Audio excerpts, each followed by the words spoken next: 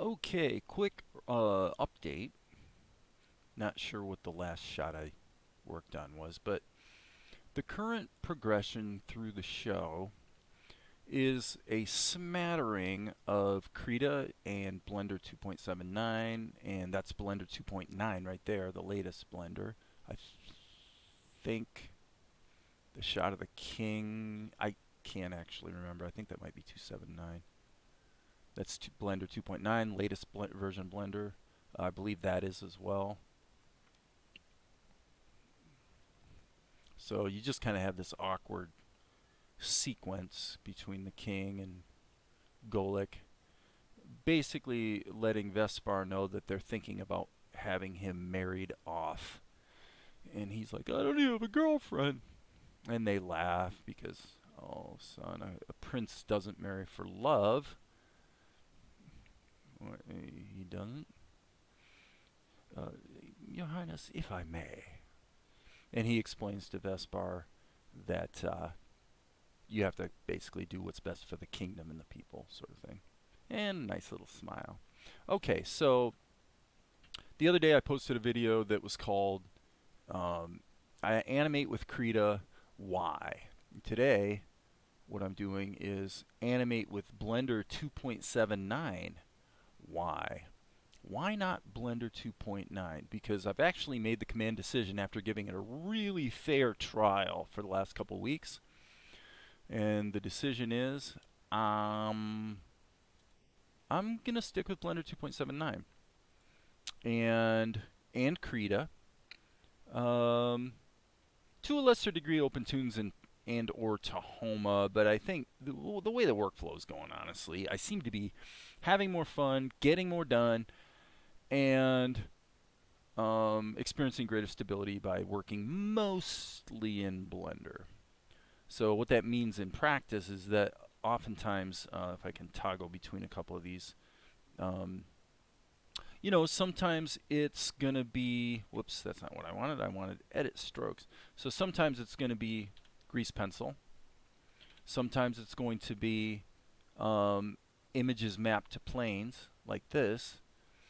And probably the most important point on this particular shot is that I believe, don't quote me on this, but I believe Golik was created in Blender 2.79, and then I just quickly rendered it out to an image sequence and then mapped it back onto a plane. And so converting it from grease pencil to what you see here takes 1 minute. I mean, it doesn't take any time at all. And by doing it that way, there's a lot of benefits that I get. Okay, so I was going to go down the list here. So what are the reasons to not make the big upgrade to Blender 2.9 and just buy into it? Well, number one, functionally, if you're talking about the grease pencil itself, in other words, how you draw things on the screen, how your ink lines look, all the stuff that just amounts to basically drawing and animating, in all of those respects, they're functionally identical, in my opinion. Um, and this would be one of my key criticisms of the Grease Pencil 2.0 is essentially that you're you're recreating functionality in the Grease Pencil, like the ability to use lights, the ability to make vertex groups and parent them to bones. All those things are things that have been in Blender for years and years and have been stable for years and years, just not for the Grease Pencil. Okay, and that's understandable because the Grease Pencil was usually or originally just a way to annotate within your Blender scenes, and it just kind of grew into what it became, which was a full-blown 2D animation tool. Okay, so if you can buy my premise would be this: that is that functionally, as far as the drawing part of it, they are functionally almost identical. It's not that big of a difference. Yeah, the strokes are a little better. Yeah, there's more of a brush engine. The newest versions actually have a pretty um, pretty crack brush engine. There's stuff that you can do with the grease pencil brush engine now that would be the kind of stuff you can do with animated brushes in, say, Krita or GIMP. My problem is I already use the animated brushes in Krita and GIMP. So the only place where they would really matter is if you had a situation where you're going to draw, say, a background, and for some reason it was really, really important that either that background be um, scalable, and uh, I say that because in practice you can scale a pixel-based image quite a lot before it actually matters. Because let's face it, animation is actually a fairly low-resolution medium. Think about it. When you create animation, you're creating HD frames, whereas if you were doing, painting, like a matte painting for a movie, a background shot, that you're gonna then camera map back onto 3D geometry and all that kind of fun stuff. Now you're talking about images that are fairly high resolution, 4K or sometimes even bigger.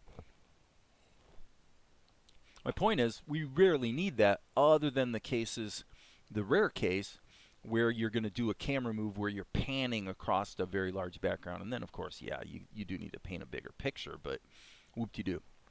Okay, so let's talk about the things that are kind of either present or not in Grease Pencil 2 that, for me, are either underwhelming or whatever. Let's just go through these one by one. So the next one is bones. Deformation, in my opinion, trust me, I'm not going to open up Blender 2.9 and go through all this and show it. You can find all kinds of fanboys on YouTube that are gonna show you how great it is. Okay, yes, in theory it is great.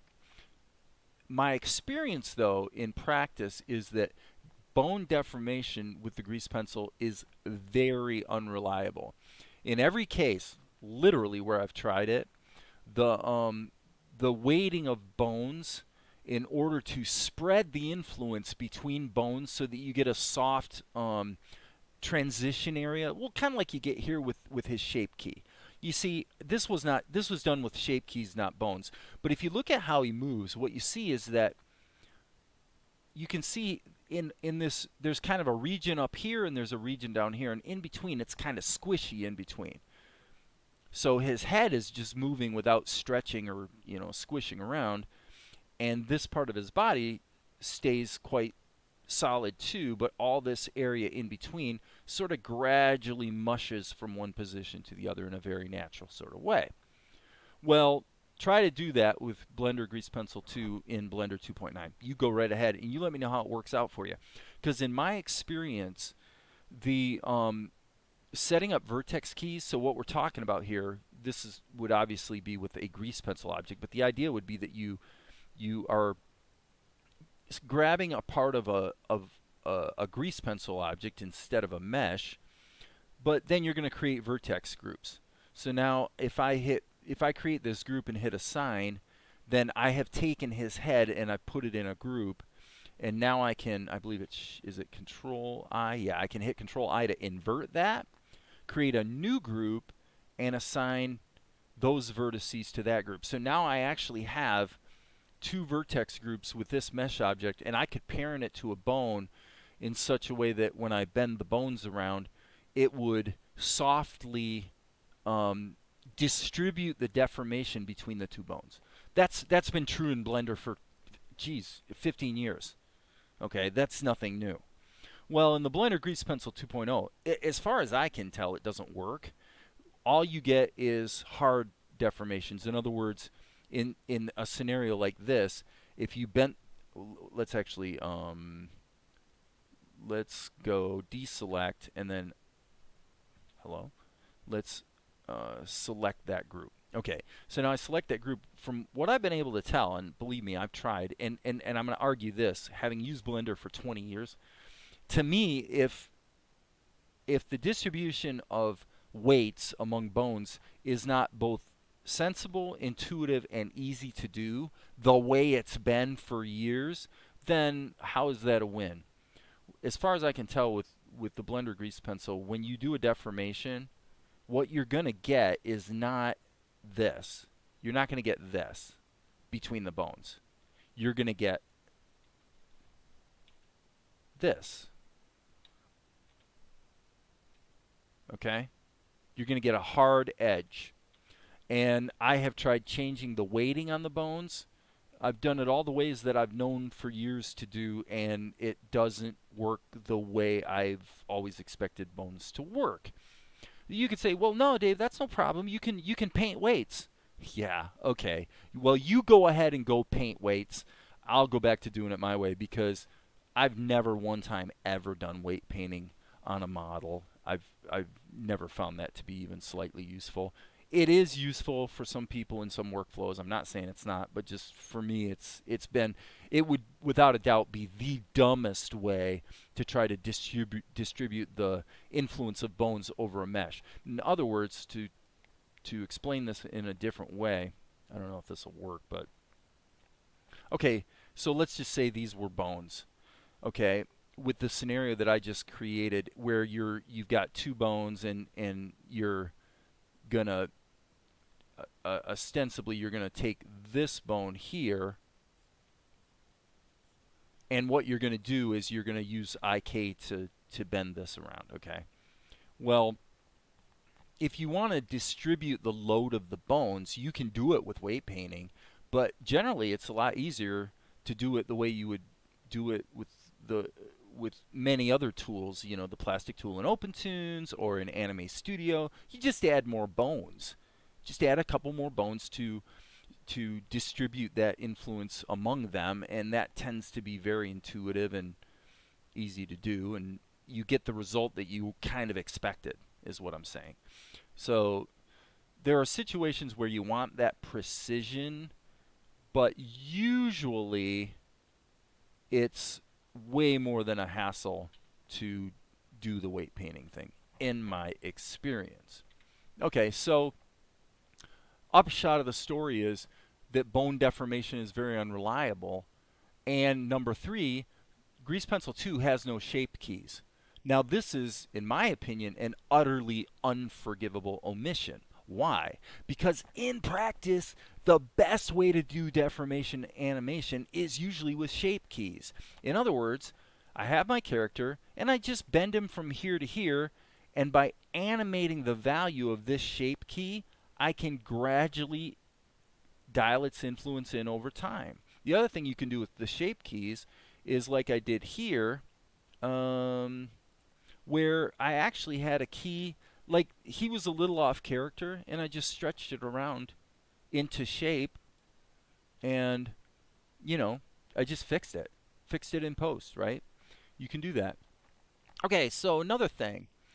One of the great things that's touted about Grease Pencil 2.0, and again, I'm sorry to pour water on all the hard work that these guys have gone through for the last couple of years, but all the effects, the compositing, the lights, all the things that we're so excited, oh, it's great, you can do it with the Grease Pencil now. Blender has had effects, compositing, and lights working just fine with 3D geometry for 20 years. Okay? So let's close this shot out and go to the other one. Do I want to quit? Yeah.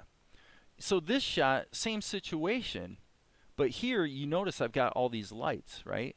And these lights are simply linked duplicates of one light. So what I did was I wanted the light to have a very, very small, very limited range of influence. And by making them linked duplicates, if I turn one up, I'm turning all of them up. Okay?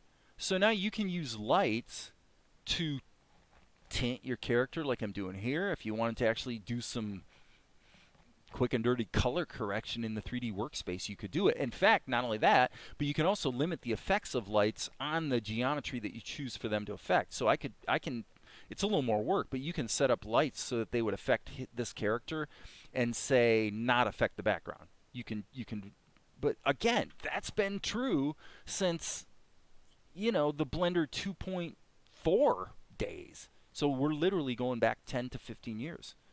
This is nothing new. So yeah, it's really great that you can do it in the Grease Pencil, but there's a lot of ways to implement a feature, and so for me, I would have probably tried to find a way to simply roll the Grease Pencil into a more traditional geometry, just so that you can immediately use all the tools that have been there all along, which is in essence all what I'm doing, with the caveat that if I draw the character in the grease pencil, I do need to render it out and then map it onto a plane. Again, it takes 1 minute to do. 1 minute. Okay, so stuff that was fast and easy now requires many clicks and mode changes. This is something nobody really I've heard talk about, is that simple things like, let's go to a new shot here. File, new. Um, okay, so what do I mean by that?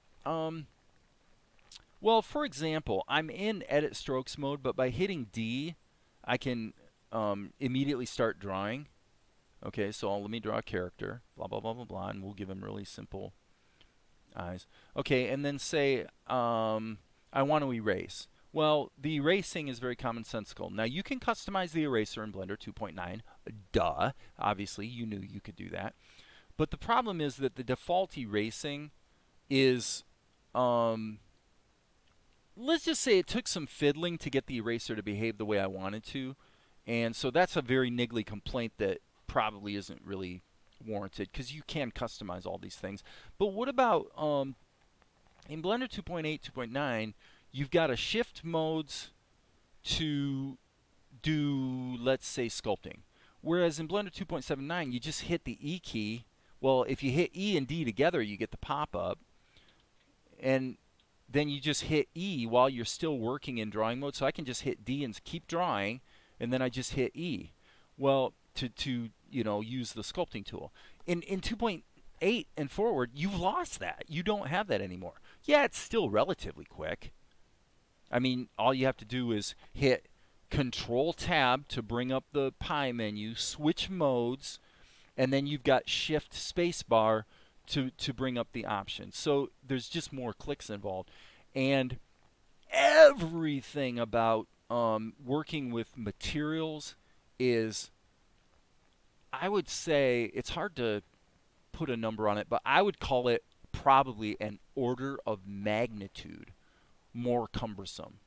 In other words, you're talking about stuff that was like used to be pretty much instant, that now requires, click, go over here, set an option, go back here, click there, go into this mode, do this, go back, now drop back out of that mode into this other mode. Everything is way more cumbersome. I might be being a little dramatic, but not much. It's seriously a lot more cumbersome.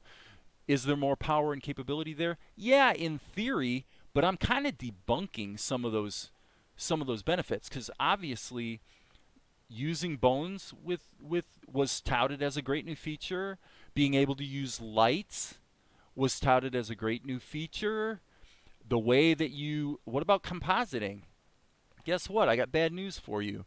What's going on right now in Blender 2.9 is that there is a way that you get your grease pencil stuff into the compositor in a way where that methodology is fundamentally a little bit different than the way everything else in Blender works, which has been true about the grease pencil for a long time. But the question is, does it give you more power? Yes. I will say this. If you're dealing with, if you're dealing with scenes that have thousands of objects, and you're dealing with, like I was saying earlier, if you're doing camera mapping and, 3D tracking, and you're trying to marry live action to a 3D environment and all this kind of stuff, then there's no question Blender 2.9 is a step forward. It's more powerful. Eevee, the renderer, is amazing. It's great if you're into 3D. If you're into 2D, it's really not particularly useful at all. Okay, the fill tool sucks. All right, sorry guys. There aren't too many applications in the world where the fill tool doesn't suck, actually, to be fair and accurate. And so for me, 9 times out of 10, if I want to color this guy's skin, what I do nowadays is I go like this. I just go like this. He's colored. And I don't even bother with outlines. Instead, what I do is, after I've got my character all done and the interior of my character is inked, like, here's the, let's let's go ahead and give him some eyes. I'll just do this really quick as if I was doing an ink job. And then we'll take our sketch color and just hide it. Okay, so here's my character. Obviously the guy could use some hair, but for me, I'm just going, okay, let's just duplicate our paint layer, tint it black, give it some thickness, and then put it behind everything, and you've got instant outlines. So now the whole, if you're going to argue about having sketchy variable outlines that are a little more interesting looking, then that's a fair argument. That's true. But then again, there's nothing stopping you from doing that anyway, right? You could go in and, carefully, what am I doing here? I'm on the wrong layer. Now, one thing that is cool in Blender 2.9 is there's a function on this menu that isolates the current layer. So any layer that I select, all the other layers are automatically locked. That is definitely a cool thing. I do it in Blender 2.79 by hitting the start key. I just mapped a hotkey to it, so it's, Okay, and then the other thing is, my way is procedural. Number 7, my way is procedural. What do I mean by that? Well, this actually came up just today, where for this shot, I had a different picture of Golek in this shot. So let me just find the original. Okay, so I'll just drag this in, and we'll put it in as a new layer. Okay, so this was the original drawing, okay? And I brought it in Blender. It was mapped to a plane, but I realized I wanted the guy to open his eyes, okay? So how do you do that? I mean, I've got an image mapped to a plane, but now all of a sudden I want to add another animated component. What do you do? Well, I'll show you what you do. You go in here, go down to the image, and just change it from a single image to an image sequence.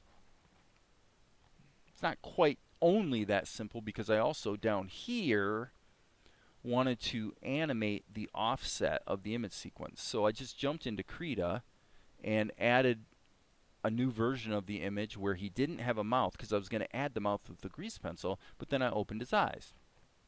Okay? And then Wango Bango, jump back in here into Blender and just animate the offset on the image sequence.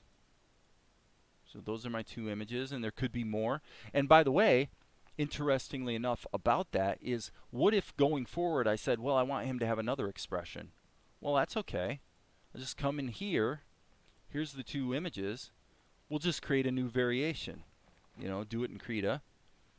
Or you can just paint over top of it with the grease pencil. So, anyway, so the purpose of this video is to say, for me, in the real world, as I think I may have said in a recent video, maybe it's one I didn't post, but I basically said, man, I just want to get my work done, right? Well, this is pretty good. You've got him opening his eyes, you got the lip sync, you've got the nice deformation animation, which is just a shape key. And everything about the animation part was really, really, really fast to do. It was not cumbersome to set up. So that's the story, folks. I thought I'd post a video because it's just kind of like a sequel to my video about why would you animate in Krita. The reality is, most of the animation I'm not doing in Krita. Sometimes I am when it's a simple shot, but more often than not, I'm actually doing my drawing and animation in the Blender grease pencil. And then if I want a little more flexibility, like I did here where I wanted to add the lights, I want to add the shape keys, I just, again, it takes 1 minute to render it out to an image sequence and map it to the plane. And that's it. And it works.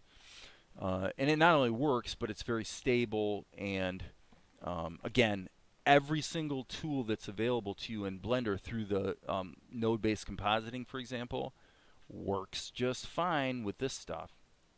right? So instead of reinventing the wheel and trying to bolt functionality that's been there for decades onto the grease pencil, it makes more sense to me to just keep working with the mature and stable Blender earlier version of the grease pencil and kind of keep things with image sequences, um, which, you know, 9 times out of 10 they wind up getting turned into image sequences just because I want to either change the color. Maybe I say, hey, Golec's a little too bright. Well, you can tint Golec. If this was a grease pencil object, you could tint it um, by going in and actually adding a tint to the grease pencil layer. But then again, you got to add it to every single layer. Doing it this way, I can go in here and just change the emit values of these images. I can, in fact, go in here and monkey with the colors if I wanted to. Let me see here. That's interesting. RGB multiply. It's not updating here. Not sure why. It does when we render. So apparently the color modifications to your images that you do here don't show up until you render. Um, I, that seems like a deficiency, but the truth is I would actually almost never do that anyway. If you really wanted to get into color correction of these images, you would probably just want to pipe it through to the compositor and just add a color correction stage. So anyway, that's my story. That's my update for today. And as you guys know, there will be more.